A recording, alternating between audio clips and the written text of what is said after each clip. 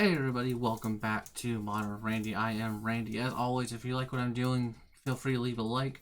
Feel free to subscribe to the channel to keep up on everything that I am doing, as well as don't forget to comment. Let me know what you're seeing in the RCQs. Let me know what you're taking to the RCQs. Let me know what's going on out there. I'd be happy to talk to you guys. Today, I'm bringing you guys an interesting take on the PNLR deck that kind of has used to run around back when we had a couple different Boros decks that were viable, and kind of taking a new version of it. Essentially, this is a deck that did well in the 5K of the RCQ in Dallas. This happened last weekend relative to when I'm talking. But yeah, so this is essentially taking the Slick Shot Show Off deck, the like mono red version, and combining it partly with the PNLR version that we used to have running around probably about almost a year ago now, maybe a little longer. Excuse me. So we're still playing, we're still playing 4 Souls Card Maids, 4 Monastery Swiftspear, 4 Slick Shot Show Off. We're also still playing the 4 Kamano, because this is another great 1-drop. And then what do we get different here is we're playing 3 of the PNLR.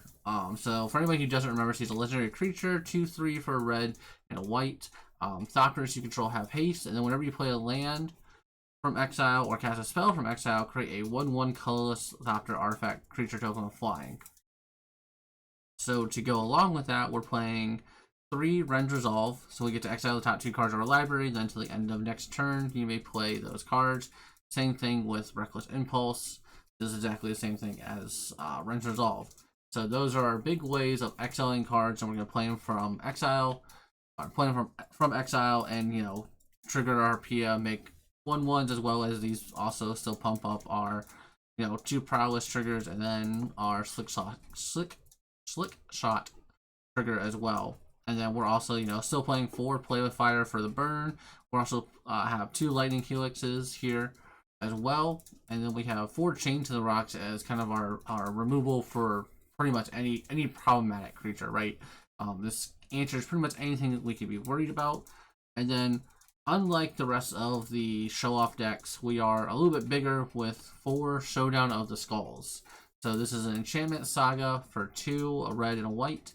And then so chapter 1, we exile the top 4 cards of our library.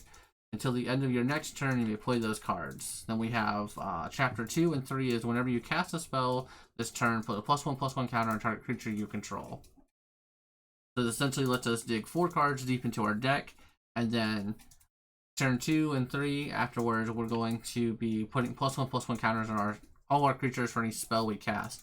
Notably, this does not say spells from exile, so this does mean that if you just cast a Slick Shot Show Off from hand, you can put a +1/+1 counter on your Pia.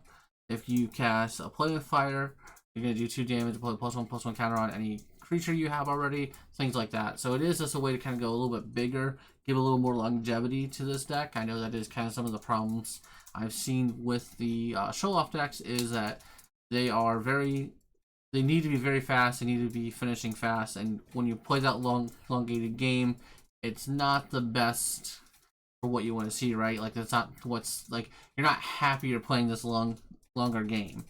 You want it to be done on turn 3, not turn 6, where you're still trying to push through 5 or 6 points of damage.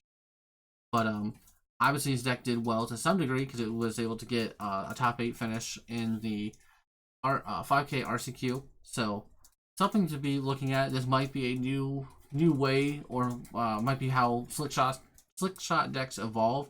I do kind of like this. I also have kind of theorized that for some reason I never understood why the show-off decks never went towards a Boros type build.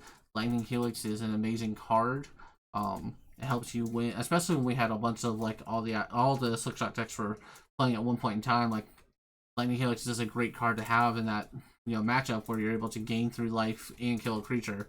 But I do think this is kind of an interesting take. I'm a fan of Pia. I liked her a lot. I tried her out for my RC testing in Atlanta way back when. So I do think this is an interesting take. I think this might be where this deck evolves to. Maybe this was just a one-hit wonder, and we'll never see this deck played again. But I like the idea of it. I do think that it is a good idea overall. And then, so here's what we have for the sideboard they were running. Kind of a little bit all over the place with this one. Definitely felt like they weren't sure what they were trying to beat. So we have 3 invasions. Good card against, you know, you are a little bit slower, so you're going to be more susceptible to the control matchups or the bigger decks. Just a way to slow them down, take them out. Same reason why we still have, you know, case of the Crimson Pulse. Being able just to empty out your hand and then still be able to redraw in. Great ability. We also are playing Gigantha because why not? Redained also in there, you know, for the control matchups, things of that nature. And then we have 1 Bone Crusher, which I'm guessing is just a little bit of more removal to have into the sideboard. We're also playing the two Rending Volleys. Obviously, you know, this is a good card. I already tell you guys why people are playing this in the sideboard. I lied. 2 Rending Volleys. There's put the Rolling Vortex back over here. Then we have 1 Recipe, which I have to imagine is for our graveyard decks, Phoenix, things of that nature. Cheers to the Valacute, also there for the Vampires matchup. Always lose that name. The same thing with the Containment Priest here is for the Valacute matchups as well as the Phoenix matchups, being able to stop their Phoenixes.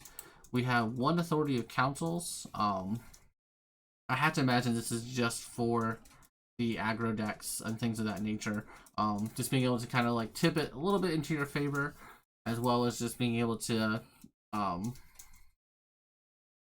gain that little bit incidental life, things of that nature. And then 1 Rolling Vortex, which it took me a minute to figure out why they would want to play this. And my main guess is this is probably a 2-fold card.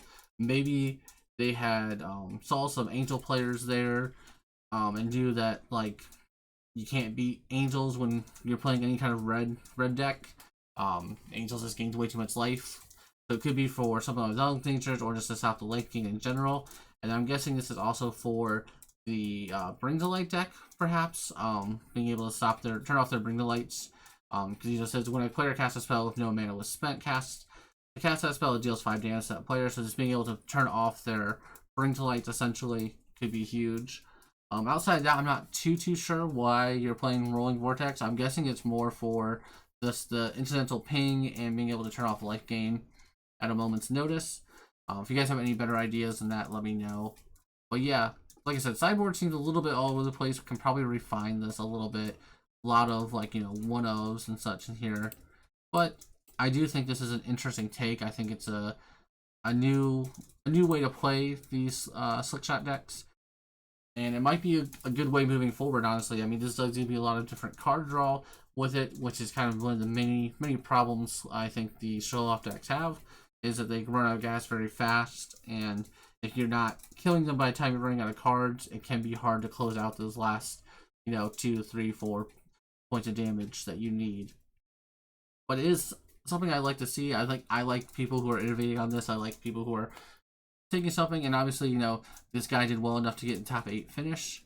So clearly he's either onto something or incredibly lucky, and I'm going to put more money on that he was onto something more so than just being incredibly lucky. But as always, guys, this is what I'm doing. I'm always showcasing new decks I can find out there for you guys. If you like what I'm doing, go ahead and leave a like, leave a comment, subscribe, and I'll catch you guys next time.